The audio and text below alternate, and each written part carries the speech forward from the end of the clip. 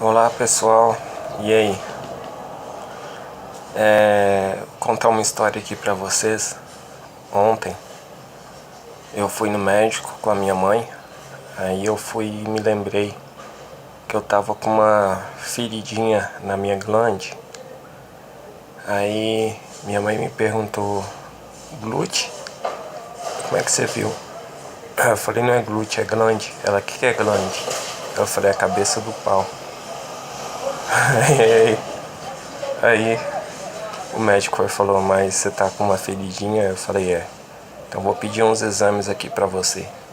Aí eu passei no guichê, na recepção, a mulher falou: você vai ter que ficar 12 horas de jejum. Vai ter que aparecer aqui amanhã às 7 horas da manhã em jejum. Aí eu apareci lá umas 8 horas em jejum. E passei jejum até de cigarro. E passei lá e recolhi sangue. Colocaram um negócio no meu braço para aumentar a veia, amarraram meu braço e tiraram o sangue num frasquinho. Aí, antes disso acontecer, eu tinha chegado lá sem a comanda, sem a receita. Aí a mulher falou: cadê sua receita? Eu falei: não sei, ué. Aí eu fui e voltei para casa para pegar. Quando eu tava descendo a escadaria do escadão, eu liguei pra minha mãe e falei: cadê a receita? Ela falou: ué, tá lá. Aí eu voltei de novo pro hospital. Cheguei e falei: minha mãe falou que ficou aqui. A mulher procurou, aí não tava achando. Recebi um telefonema da minha mãe falou: a receita tá aqui em casa, volta aqui que eu achei. Aí eu tornei descer o escadão, encontrei com minha mãe. Aí ela foi e me entregou. Na hora que eu tava descendo, eu tava conversando com a Sara pela mente. Aí a Sara tava me tirando, aí eu falei: isso tudo é culpa sua. Agora, no momento, eu não me lembro muito bem porque a culpa era dela, mas é porque ela sempre me tirou e naquele momento eu tava pensando que a razão de as pessoas me tirarem é porque elas não me têm no conceito de ser homem, de ser alguém. Talvez você aí em casa esteja pensando a mesma coisa assistindo esse vídeo. Mas aí eu fui e pensei: a culpa é sua, Sara. E ela foi e levantou o braço na minha mente, assim como se estivesse comemorando e fazendo pouco caso das minhas palavras. Aí eu fui e deixei normal. Mas aí eu fiquei nervoso, entendeu? Na hora que eu fiquei nervoso, me veio aquela lembrança do meu passado, de todas as vezes que eu tinha surtado. E eu senti aquela ânsia de um esquizofrênico quando tá surtando. Aí eu fiz assim: Quando eu fiz aquilo, no meu pensamento, a Sara recuou um pouco e entendeu o meu ponto de vista. Porque ela falou: senão ele surta. E surtar não é só porque você quer, é porque você mesmo se permite fazer. Então, quando a gente chega numa repartição do SUS e a atendente atende a gente mal, tem gente que briga. Tem outros que buscam coragem para brigar e não a encontram. É a mesma coisa. Você exterioriza aquele self, aquela autonoção do seu interior e quebra tudo, você surta. E foi isso que eu raciocinei naquele momento, fiz assim: porque a minha indignação interior tinha que encontrar uma saída, e foi lembrando do meu passado que eu consegui vencer aquele preconceito da Sara pela mente. A Sara na vida real já me mandou mensagens de Facebook falando que eu devia me tratar, que eu era doente, que ela sentia nojo de mim, que ia me bloquear e que eu nunca mais a procurasse, porque senão ela ia chamar a polícia. Só que embora ela haja assim pelo Facebook, eu acredito que a gente conversa pela mente e pela mente ela me aceita. Acho que é porque ela não é obrigada a ser vista comigo entre os amigos da sociedade dela, a turminha dela, dos riquinhos, que viajam para Bristol, para os Estados Unidos, para a Inglaterra. Então eu fui e pensei assim, bom, eu estou exteriorizando o meu meio. Eu sou igual um cachorro acuado. Quando o cachorro está acuado, ele avança. Só que você pode escolher ou avançar ou correr. Em algumas situações da minha vida eu escolhi avançar, atacar. Então eu fui sentir aquela sensação e foi isso que aconteceu. Então eu me senti bem melhor. Na verdade, depois que isso aconteceu, a minha mãe chegou na rua, ela estava vindo de casa para me encontrar na metade do caminho e me entregou a receita. Aí eu voltei, subi o escadão de novo e a Sara não estava querendo cair a ficha. Aí eu vi uma estrela desenhada no chão e a assinatura da Avril Lavigne começa com uma estrela que significa o A de Avril. Aí eu fui e eu sempre falo que as duas paixões que eu tenho na minha vida é a Sara e a Avril Lavigne. E pela mente eu tô sempre namorando com uma com outra. Só que quando eu tô namorando com a Sara eu penso na Avril e aí a Sara fica nervosa, fica triste, descompensada. Quando eu vi aquela estrela no chão, eu pensei na Avril e foi aí que a Sara segurou a franga. Mas eu já tinha conseguido chocá-la com o meu raciocínio, com a minha postura. Aí eu cheguei lá, entreguei a receita, passei aonde pego os tubinhos para colocar sangue e esperei sentado até me chamarem. Quando chegou a minha vez eu tirei o sangue para teste de sífilis, HIV, hepatite A e B. E mais alguma doença, que agora não me recordo bem, só sei que era quatro patologias. Tirei o sangue, cheguei na fila de novo da recepção para marcar a volta. Tinha uma loirinha toda gatinha na minha direita e eu olhei para ela ficou legalzinha. Tipo aquelas jovenzinhas da arquibancada do clipe do Kurt Cobain, que elas ficam lá, aquelas líderes de torcida, agitando aqueles pompons. Então aquele clima de grunge, que faz qualquer jovem pirar. Aquela loirinha lá. E eu depois cheguei um pouco mais pra frente, na fila. Ficou na direção que esse olho aqui não a enxergava, porque eu sou cego desse olho. Aí ela ficou desse lado aqui, à minha direita. A minha direita aqui. E aí eu não a vi. E aí eu fiquei eu mesmo, com a cara fechada, que eu tava em jejum, tava sem fumar. Tava com meu ânimo, meu humor assim, né, passado. Aí eu fiquei assim, indiferente a ela. Aquilo ali fez com que eu não me importasse com uma jovenzinha. Aí eu falei, cara, eu já sou um adulto. Aí quando eu olhei pra ela, ela tava, nossa, parecendo a gata do Lobsang Rampa quando juntava toda a inteligência para poder conversar com ele pela mente. Porque o Lobsang Rampa também conversava por telepatia, até com a própria gata dele. Aí eu só sei que eu cheguei, marquei a reconsulta e voltei para trás, voltei para casa. Só sei que depois eu fiquei pensando na Sara, na minha cama, enquanto eu fumava um cigarro aqui em casa, depois que eu tinha voltado. E ela ficou falando, Henrique, o que foi aquilo que você fez? Falei, não sei. Aí ela falou, mas as coisas da vida são assim mesmo. A gente sente essas coisas dentro da gente e eu falei, aí as pessoas só respeitam a gente ou pela força ou pelo dinheiro. Se você é louco ou se você tem dinheiro, igual minha mãe fala. E aquela ânsia espiritual que eu senti encontrou uma resposta. Que eu surtava. Eu não ia surtar, mas é como se eu estivesse ficando ameaçando surtar pela mente. E o meu passado foi assim, eu surtei várias vezes. contra guarda, contra vizinho, contra qualquer um que fosse, contra bombeiro, no posto de saúde, na rua, dentro das ambulâncias do SAMU. Eles me amarravam, eu ficava forçando para soltar. Quantas vezes eu não escapei de macas que eles me amarravam com gases. Então é assim. Eu só sei que a gente pensa, gente.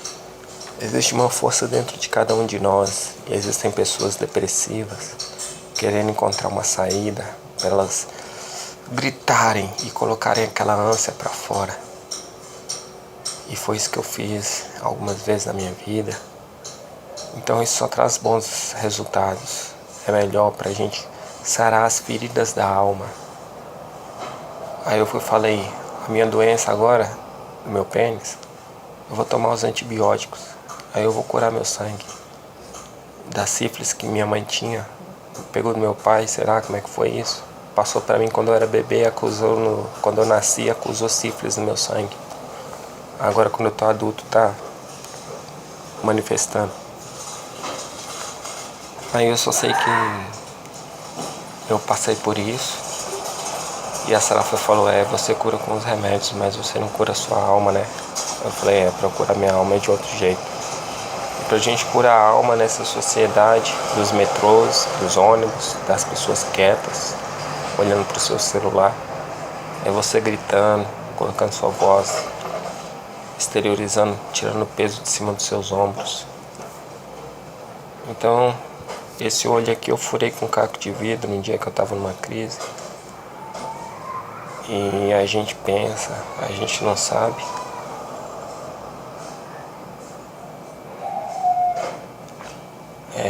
Mas é a vida. E hoje eu tenho vagas de deficiente por causa da minha visão monocular. Não preciso falar que eu tenho problema mental, porque ninguém vai arranjar trabalho com problema mental. Mas com problema visual arranja. Aí eu tinha um problema mental, decorrente do problema mental furei meu olho e hoje eu consigo trabalho pela visão monocular. Vagas em concursos, cotas.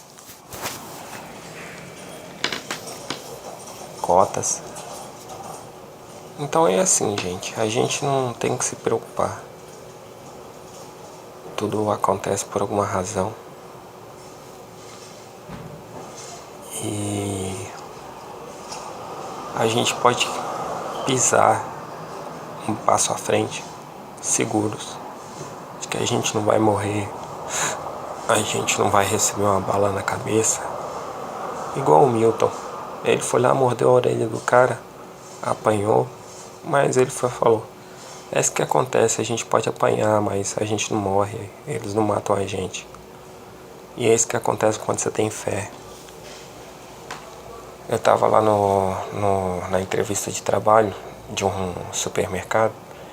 Aí eles entregaram uma folha pra gente falando conhecimento do seu próprio interior. E falaram, escreva várias palavras aqui. Uma palavra que você acha que é bonita.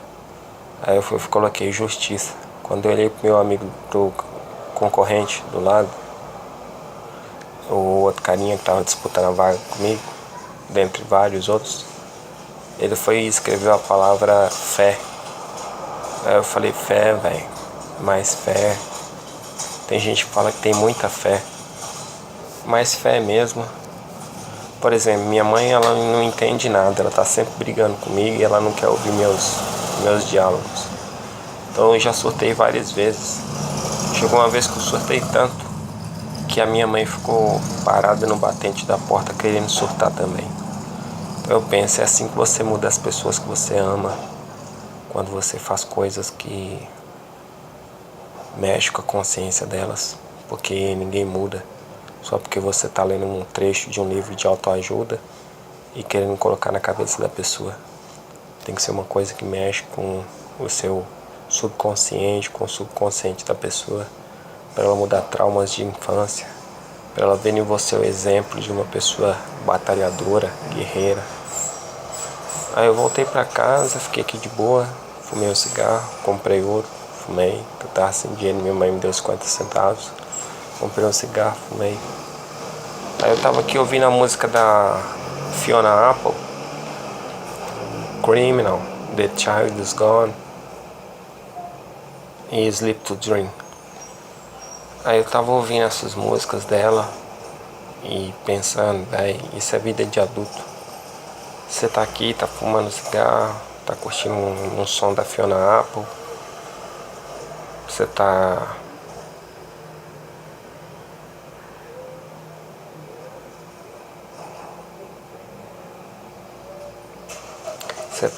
fazendo coisas, entendeu? Pra vencer seu interior. E seus medos, os monstros da mente de cada um de nós, que é só a gente esforçar que a gente vence.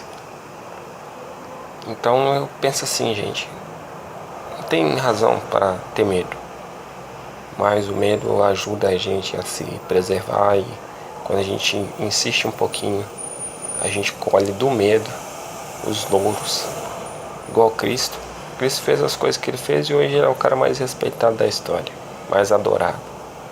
As pessoas não entendem nem porque que elas seguem, elas só acham que tem que seguir ao Senhor, aceitar o Senhor, acreditar no Senhor. Eu não penso que é assim, mas meu exemplo é um bom exemplo. Não sei se as pessoas estão me seguindo, não sei, mas vai ver, a gente tem que aguentar. A questão é assim, você encontra-se num beco sem saída e não tem mais respostas. Quando você está ali sozinho raciocinando seu pensamento, numa fila do SUS, onde todos são iguais, são cidadãos da sociedade, esperando uma vaga do governo para ser atendido por um médico do SUS. E você tem um diferencial, você gritou, você colocou sua boca no mundo. Então você que tá aí com a sua vidinha, postando prato de sopa que você comeu, postando peixe na brasa que você fritou,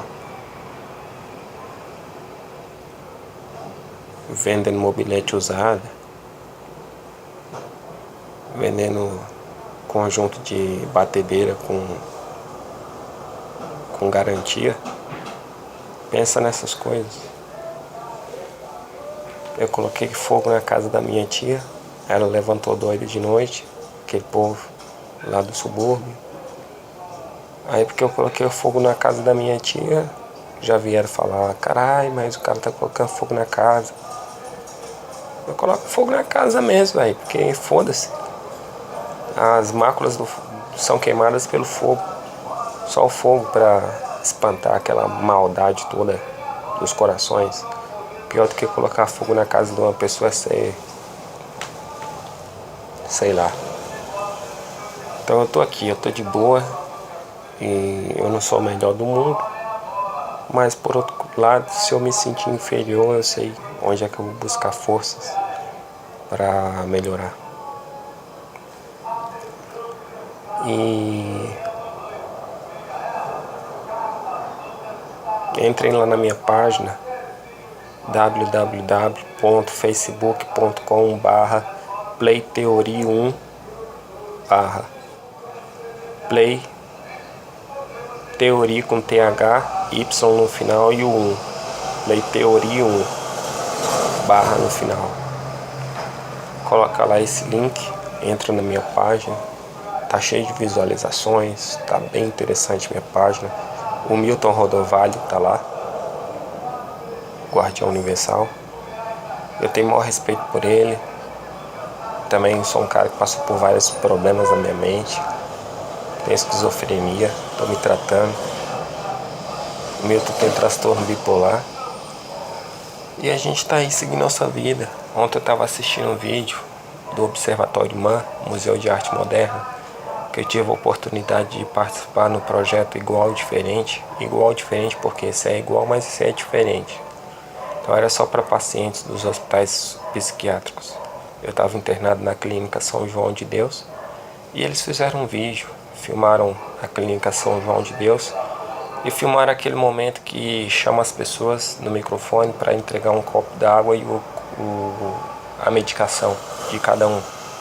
Aí a pessoa colocava a medicação assim na mão, colocava na boca e bebia um copo d'água. Já passei por essa cena lá inúmeras vezes, enquanto eu estava internado lá vários dias seguidos, tomando minha medicação. Só que eu colocava na boca, depois eu chegava no quarto e cuspia no vaso e dava descarga. Eu não tomava nessa época. Aí a última cena é uma mulher num balanço, balançando, subindo cada vez mais alto. E ela vai falando, não olha para baixo. Piloto, quando pilota, não pode olhar para baixo. Para que ter medo? Não precisa ter medo. Vamos subir cada vez mais alto. E ela lá subindo, rindo. Então esse foi o exemplo que eu aprendi. Você sobe alto, você não tem medo. Olha só. Atenção, criançada, chame a mamãe. Diga a ela que o carro das mangas está na sua rua, parado pertinho de sua casa, oferecendo mangas aves e mangas rosas diretamente do produtor. Você é obrigado a conviver com uma merda dessa na frente da sua casa. Os caras fazendo barulho, os vizinhos chorando, as crianças berrando, que as mães só querem saber de parir. Depois chega no ônibus e quer sentar. Então eu penso assim, gente, não vamos aguentar essa sociedade desse jeito, não. Vamos gritar mesmo, quebrar tudo. A vida é louca. Peace out. Falou, véis.